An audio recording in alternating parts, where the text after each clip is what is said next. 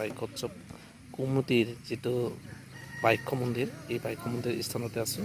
5 জুনৰ পৰা আমাৰ ইয়াত 2 দিনীয়া কাৰ্যসূচীৰে বাইক উৎসৱ অনুষ্ঠিত হ'ব আৰু ইয়াতে বহুত আকৰ্ষণীয় প্ৰতিযোগিতা আছে। এই প্ৰতিযোগিতাখিনি আপোনালোকে মই এই প্ৰগ্ৰামত প্ৰচাৰ কৰাৰ কাৰণে চেষ্টা কৰিম।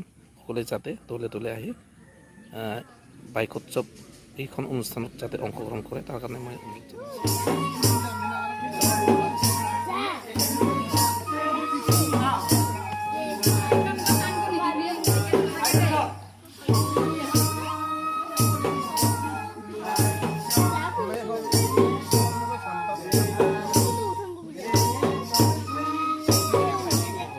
চাওক, এইটোৱে আছিল আমাৰ বাইক মন্দিৰ।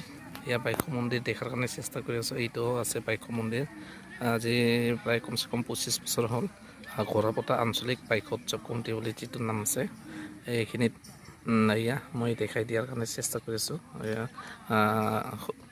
সকলোৱে চাওক আৰু সকলোৱে যাতে